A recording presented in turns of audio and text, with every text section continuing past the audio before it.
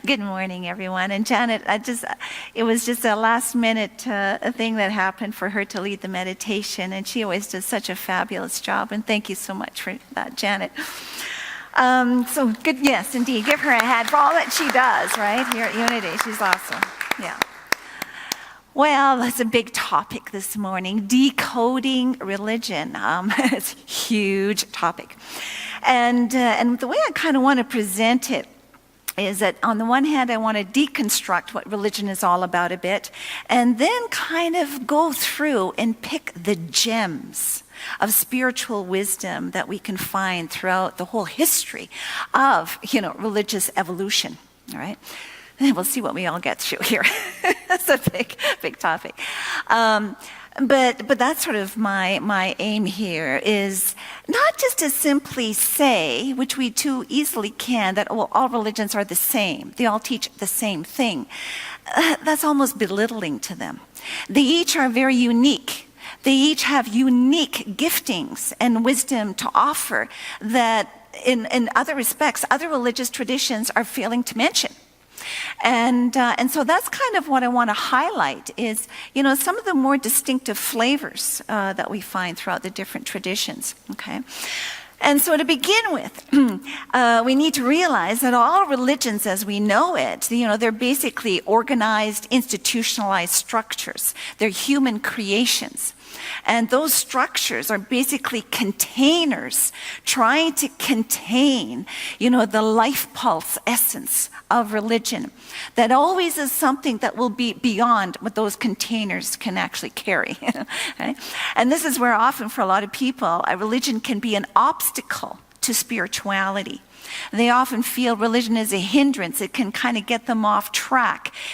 Religions often have so much that is of, human creation, of the lower self human creation. The quest for power, the quest for control, the demonizing of certain groups and the deifying of other groups, that we are holy, you are not. There's a lot of dark stuff that can happen with religion. And so what I want to do is bypass that and try to get to the very essence. And so to begin with that, to look at the essence, I'd like to take us back in time. Before there even was any religion. And that can be hard for us sometimes to envision because we're so used to religions. But once upon a time, there was no religion. Right? And as humans, as hunter-gatherers, right, we were just there in nature. And so just imagine here, like in Vancouver, to just visualize in your mind the Lower Mainland. No cities, no paved roads, no apartment high-rises, cars, buses, planes, trains, boats, no people, and just, old-growth forest. Just nature itself, and animals, just streaming with animals, and so much life around you, and you are there in the woods, totally alone, with nothing and nobody. And you're just alone in nature, in life itself of nature. This is reality, okay? It's just this planet as it is, right? And for people being there, they'll have an experience. They'll realize how much need they have and that how helpless they actually are in the face of nature. Right? And we experience that even today in terms of often need is something that often drives us to religion because we're in search of a higher power, a higher reality that can empower in this life in some way. And that's why all people often in times of crisis turn to religion because of the strong need for empowerment. But originally for people, there is that there. But besides that, if you're just deep in the woods, just there in nature and that raw reality, there will be this sense that there is something more. There's something more to life than just what I can see with my eyes. You can kind of feel that there is yet a higher reality, that there are hidden forces and energies at play in the whole cycle and movement of nature and in life. Right? And it's for this reason that you find in a lot of ancient traditions, going back to like shamanic cultures and the Native Americans and whatnot, where they send their young men out on a vision quest, where they go out into the woods, no food, no water, naked, absolutely nothing. So they're just there in that raw reality of themselves with nothing in nature, in order to activate an awakening, a spiritual awakening, that they then, through that raw nakedness of just being there in reality with nothing else there to distract or support, that they then will break through to connect with their power animal, their spirit guide. Yeah? That they need that as a type of activation, as a type of initiation, that initial experience, that awakening. So that once they connect to this higher reality that is both within as their guide, their power animal guide, but also as a reality out there that they connect with, it is to be their source of guidance in life and a source of empowerment. It will protect them, will lead them, give them strength when they need it. And herein lies the very essence of religion, is this kind of experience of connection with a higher reality that we often call the spiritual. And again, take some various names in terms of deities, gods, guides, this and that, and what have you. And that even goes back to, say, for example, did you realize with Abraham, the story of Abraham, where here he is in the city of Ur, and El speaks to him. That word El in Hebrew simply means God. And if you trace it back to the Sumerians, the ancient civilization of the Sumerians, they used the word El for the parental deity that was responsible for having brought you into this world, that is to be your guide and your protector, right? Guaranteeing your health throughout life. I.e., what we may today would call their power animal or spirit guide. That is the original root meaning of the word El. It was his personal kind of deity that was calling Abraham on to begin this journey into the unknown land of Canaan. But this is what we find in the ancient world. In the very beginning is this emphasis that there has to be initially in a spiritual awakening of connection with that inner source of guide and empowerment. Right? Many names and labels, but that initial experience is really at the heart and essence of religion, how the story begins. And so, because of this spiritual connection, today we call God, yes, we call upon God for empowerment, the divine source, for health, for healing, for guidance and all this. This is the essence of religion, right? And so because of this experience then of connection and subsequent empowerment and guidance, right away what happens with, quote, religion, so to speak, is religion is going to be something that's going to be coveted for its power. Okay? And so when we look at the evolution of religion from hunter-gatherer societies where there's development of agriculture, domestication of animals, the beginnings of village life, development of writing, and beginnings of civilization, we see the first then stages of religion being temple-state religions like the Egyptian religion. Right? Where the religion is there to serve the royalty, those who are in power.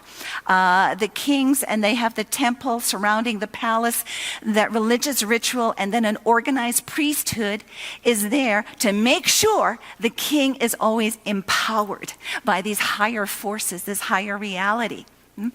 And so we get this kind of power play all the time with religion, and organized religion getting set up that way. So we have temple-state religions like the Egyptians, and then we go to the Indus Valley in ancient India. We go to China. The very beginnings of civilization that we see, the beginnings of writing, we have organized priesthoods, organized religion developing around that. Okay, but the catch is that this is one part of religion.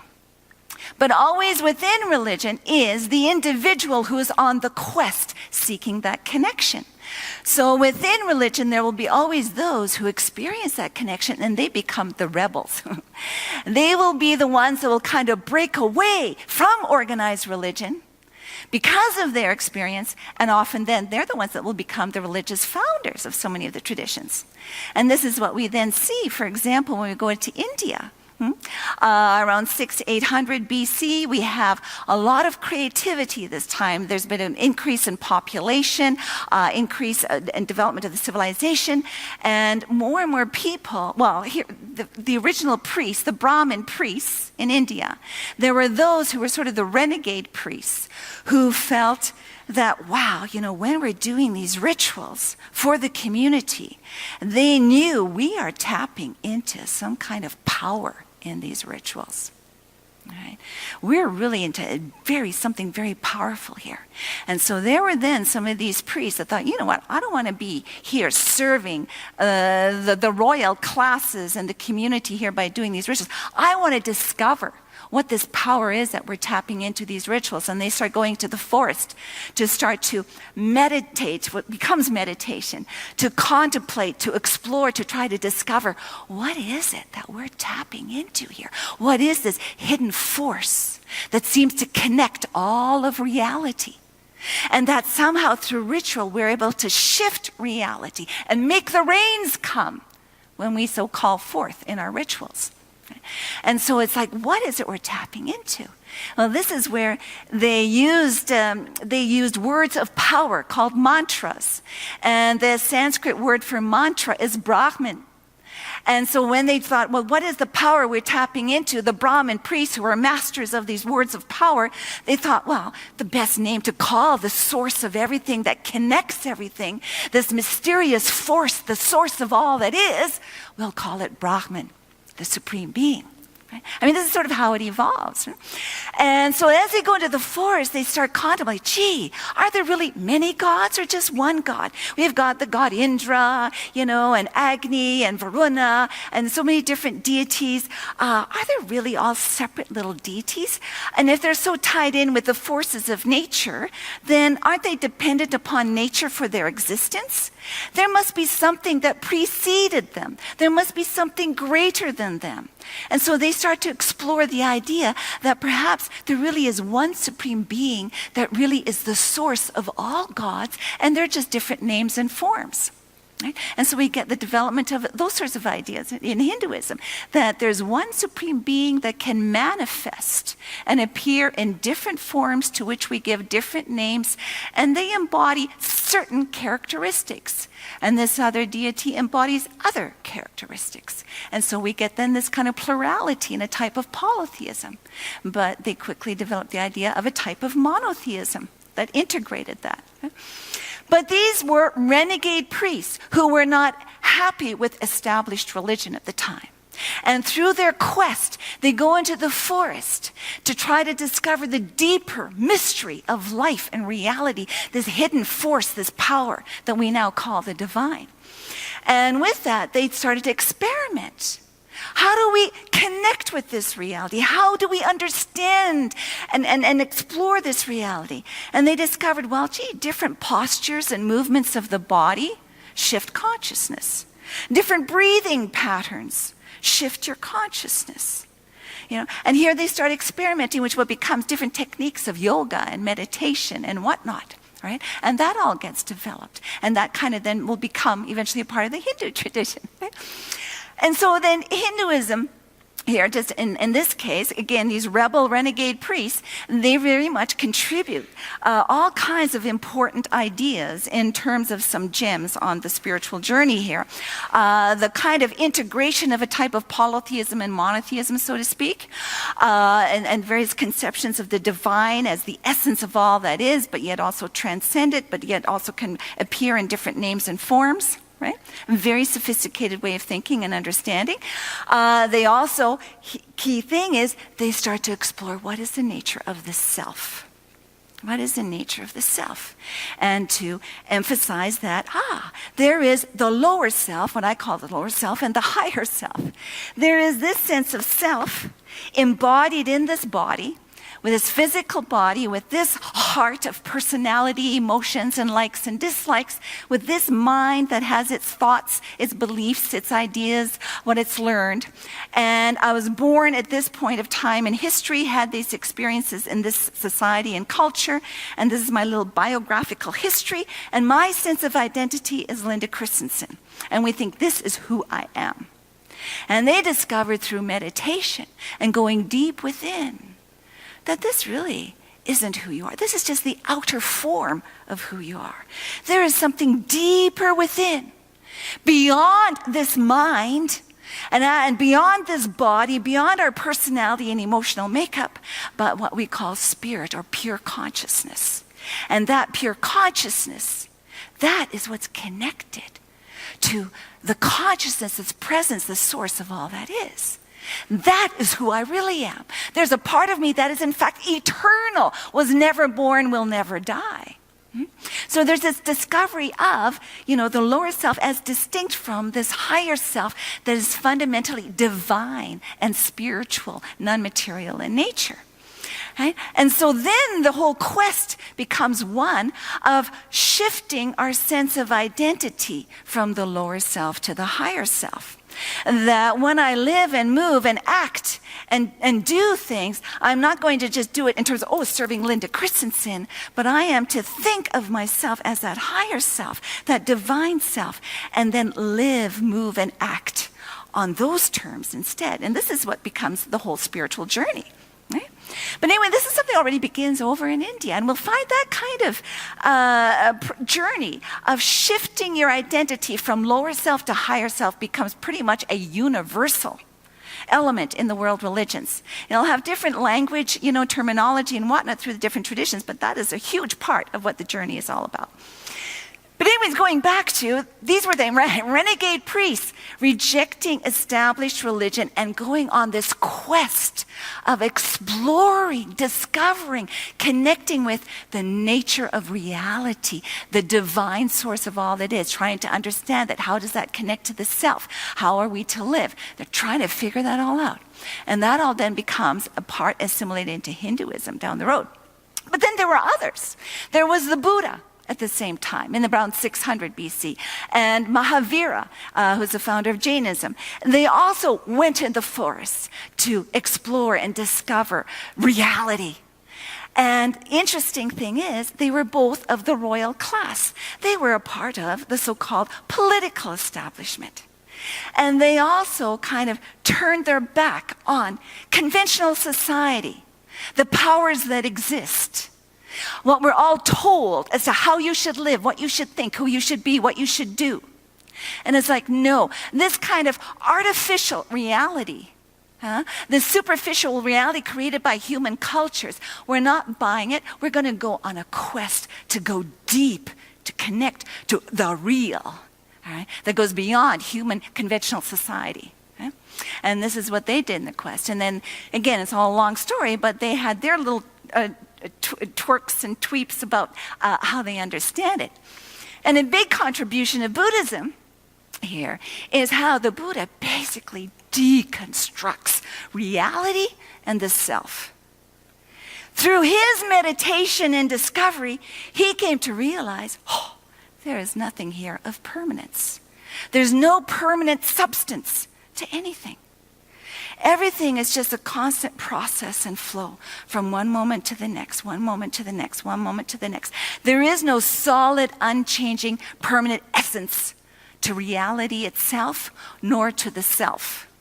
He basically just deconstructs it. And this is where quantum physics and a lot of people who are interested in quantum theory and whatnot, they find, a lot of compatibility with Buddhism here, because he really was seeing into the fundamental nature and structure of reality in the self, that really it is just an ongoing process and flow. And so with this, he held, we need to stop being caught in the drama of human emotions, where the human problem, the source of human suffering, is I want this, I don't want that.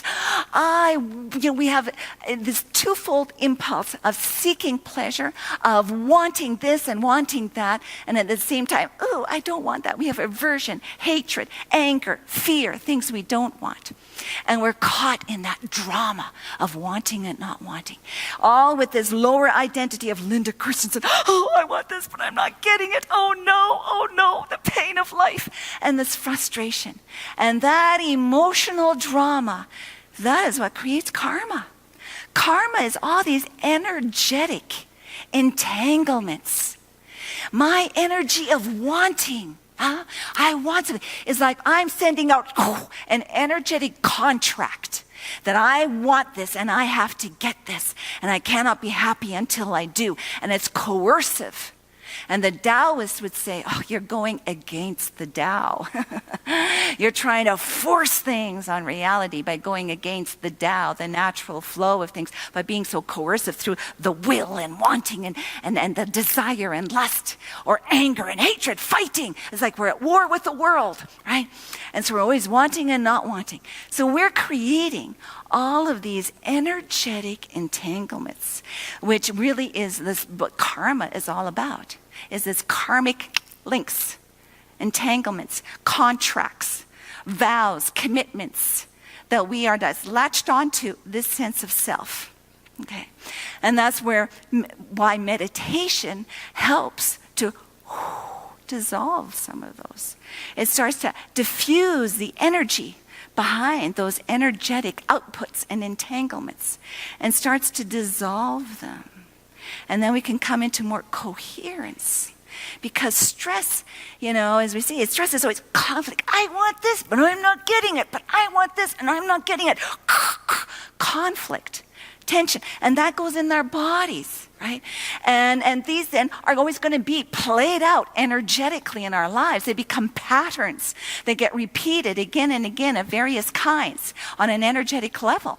We basically got all kinds of energetic contracts happening.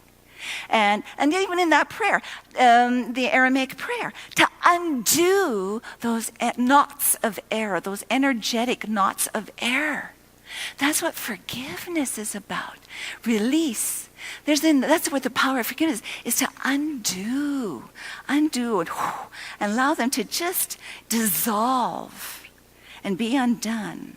And so you can come back into really the space of emptiness, 0 point. And you're just then in harmony with the Tao, okay, in terms of what Taoism teaches. I mean, it's hard for me to kind of bring, there's so much involved here with all this, but this is kind of the flow of it.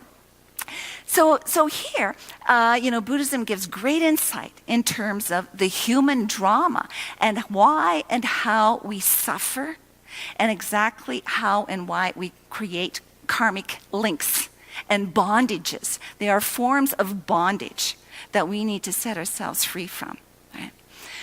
And so you have those guys over there. Well, then if we go over to China, there we have Lao Tzu, Chuang Tzu in terms of Taoism, and then Confucius.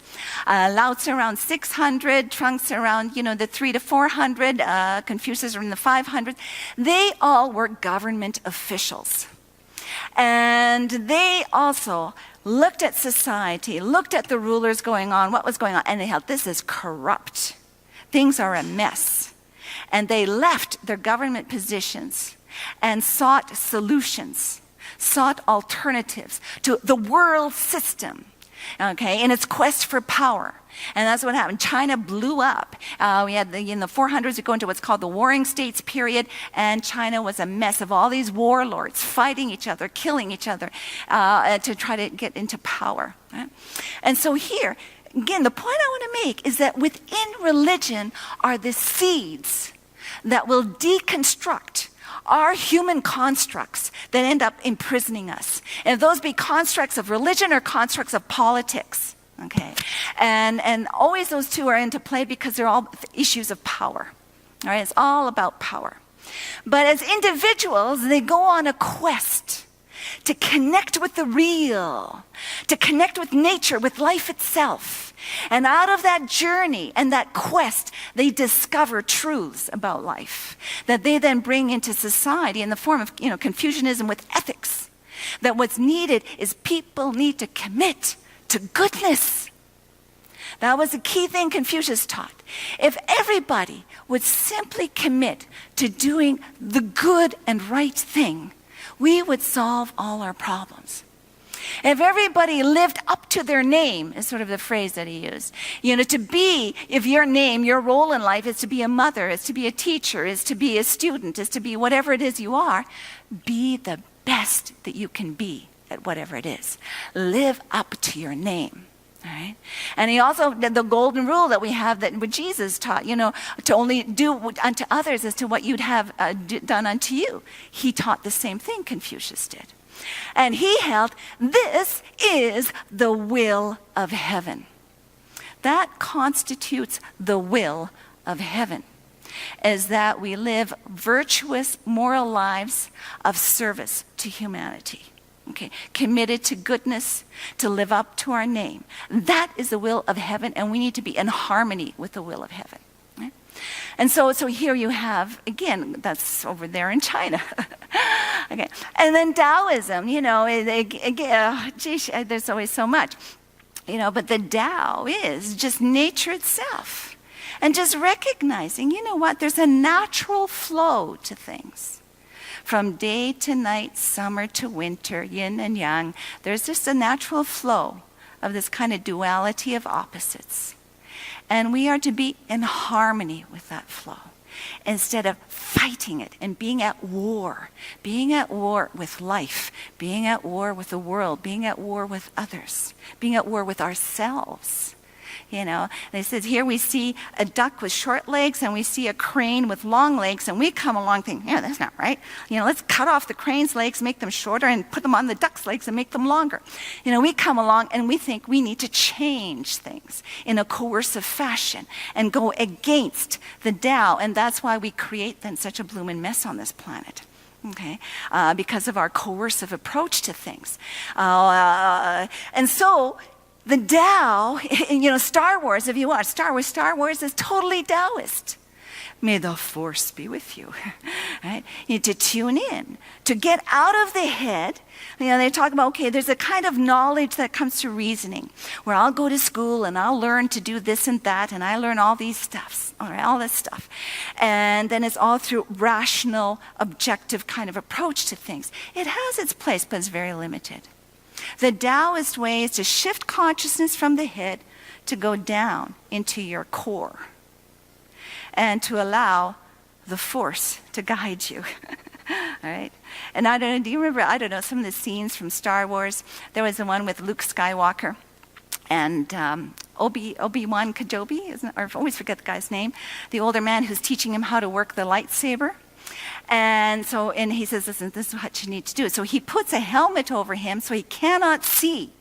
And he now has to fight with the lightsaber. And he says, no, do not rely on your head, what you can see, to do the moves, but instead connect with the force, the Tao, and allow the force to guide you in battle.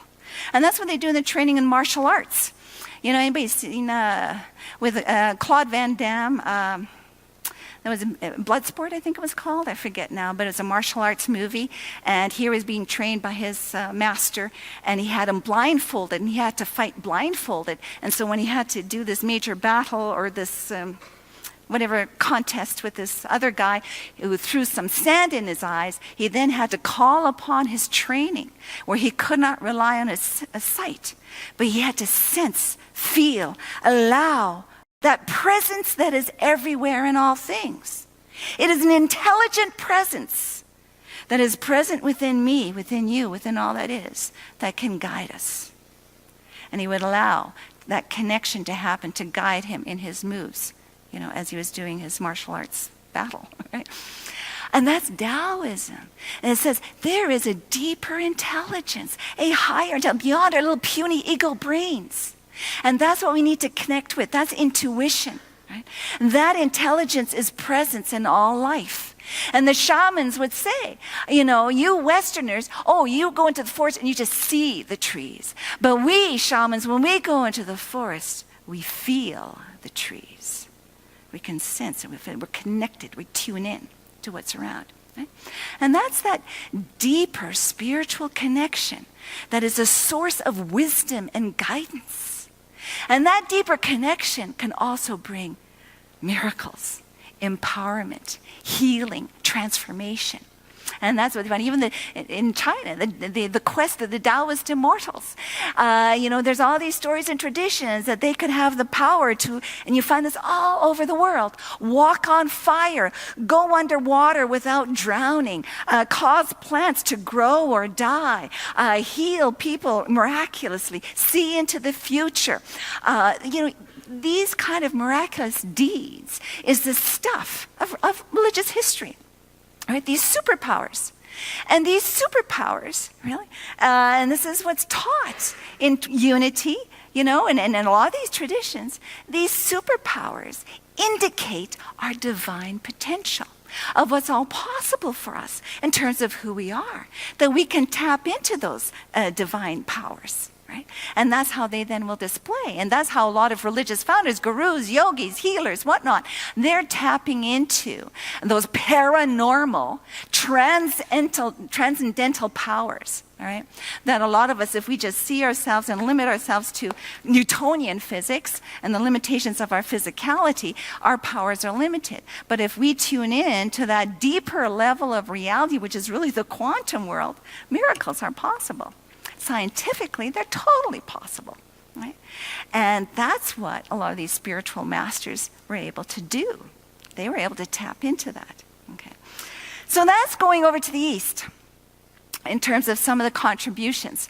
Now, if you go to the West, we were somewhat inoculated, if you like, about the Western tradition. And yet I think it's a shame because there's a lot of wisdom in the West. Okay, in the whole biblical tradition.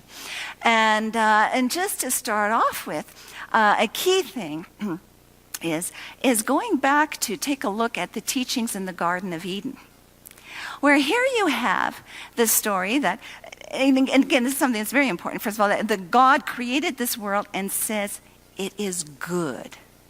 This physical world and our physicality, this material world, is not an evil that we need to overcome, right? Is not something to be disdained, but it is holy, it is sacred, it is good. So it's very much affirming the spiritual value of what we call our material existence. Right? And that is something we need to, again, emphasize. It's not to be abused. It's to be honored and respected and seen for the goodness it is, and that's for our enjoyment. But the key thing here that I want to emphasize is that in the Garden of Eden, you had Adam and Eve, right? The story of Adam and Eve in the garden. And here they are in bliss, and they're naked, and they're just in perfect, wonderful oneness and bliss. They don't have to work. They just pick the fruit from the trees and eat. No work, no labor, no problems. God comes down every evening to hang out and talk to them. Like God literally would come down in the evening, talk to them. It's like, wow, right?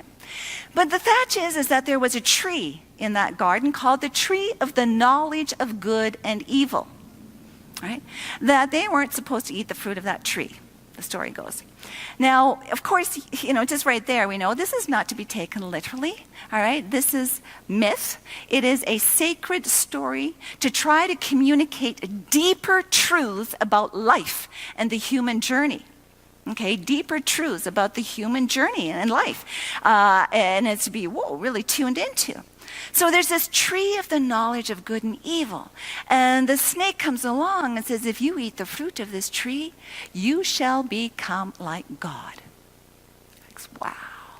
And so, of course, they eat of the tree. Now, another thing I forgot to mention just before this, in the creation story, it has God created, and it says, God says, let us make man in our image. Plurality here. Like, wow, is there one God or many gods? Let us make man in our image, male and female. And so male and female together represent and make up the image and likeness of divinity. The masculine and the feminine together. And implying that somehow there's that kind of plurality in the Godhead. Okay, right there in Hebrew, that's there in the Hebrew, it's there in Genesis, which then makes me think of in India with Shiva and Shakti. Shiva, the Hindu god, Shiva is actually an androgynous being. He is nothing without being in union with the feminine principle of Shakti. So you always have Shiva and Shakti together in union. The divine masculine and feminine, they're meant to always be together. The two together represent and reflect the image of divinity. So there's plurality, and then this kind of dance of complementary duality. Okay.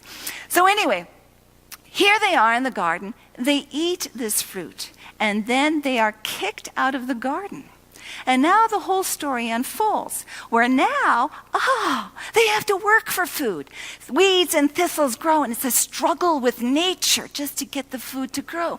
Whereas in the Garden of Eden, paradise, they didn't have to work. It was easy, just eat whenever they want. It was chill, right? But now they have to work for their food.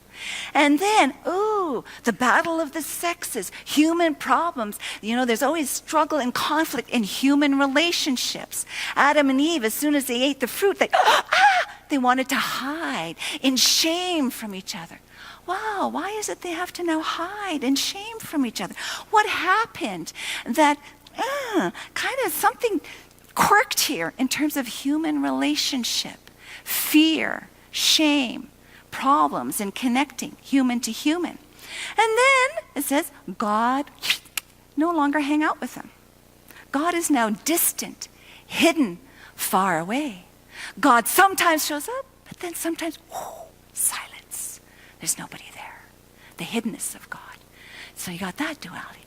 But the clincher is they come into this world now, and what happens? There is death. They lost their immortality. It was implied they were immortal before this, and they lost their immortality, and they now will undergo death. So here we are. The human journey is one where we're taking on a journey of experiencing suffering, death, tragedy, conflict, and problems with nature, with humans, with God. All right, all this kind of stuff. And we're on this journey of the knowledge of good and evil. Why? So we could become God. All right, the end destination is a very high one. You see, Adam and Eve, and this is why St. Augustine, he called the fall of man, so to speak, he called it the happy fault, mea culpa. That this is the best way to the best of all possible worlds.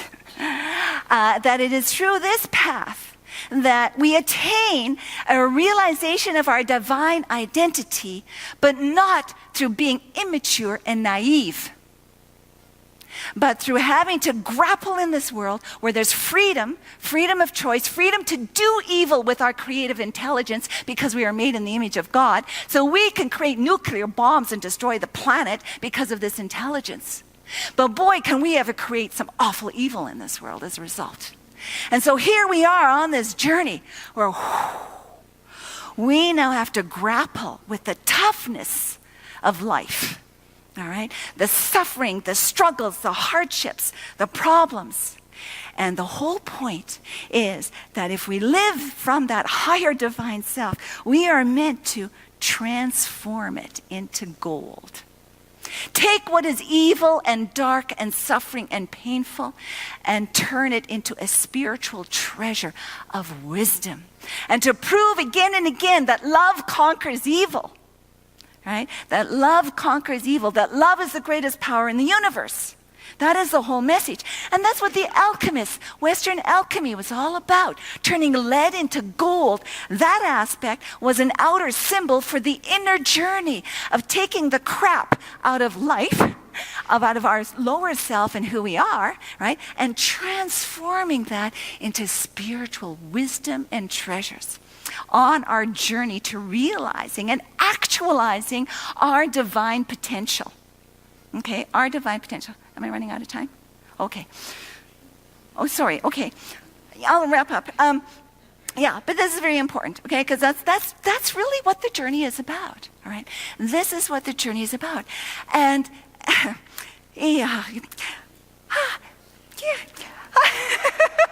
was like, okay. But this is it. And so this is why, here, and throughout the traditions, it's like there are different levels and orders of reality. There is this world system. This world system with its government, its even organized religion in various ways, and different political systems, and all that goes on here, it all reflects the constructs of the lower self. The lower self, the limited self, it lives in a two-dimensional universe that this is all there is this physical world. And therefore, what happens is the amygdala, the reptilian brain, is what's operating this self. Survival of the fittest. Survival of the fittest. And then that means like, okay, I got to make sure I win. All right? And it's rooted in scarcity. It's rooted in fear. All right? It's rooted in limitation. It's rooted in no hope. It's rooted in no possibilities. Right? But when you realize your higher self, and that no, this is not a two-dimensional closed system, but we live in an open system of a multi-dimensional reality, and that there's a higher order system, the kingdom of heaven, so to speak, that we then are to operate from that system and live according to a higher ethic.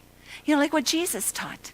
If you think the Torah says, if you kill your brother, you've committed murder, he then was, but I say unto you, if you even hate your brother, you've committed murder. Right? And here again, he was a rebel. He went against the establishment of the time. That's what led to his crucifixion. Okay? And of course, they're saying, well, who do you think you are? Is your word greater than God's? Who do you think you are? You can go around forgiving people of their sins? Are you greater than God? Huh? You know, here he challenged the whole system. But he was saying this is the higher order, the higher operating system that we are to live by, the kingdom of heaven that reflects God's ways, God's rules, the will of heaven. That is how we are to live, and that's what we're meant to manifest on our journey to realize our divine nature. Okay? So, thank you. I hope.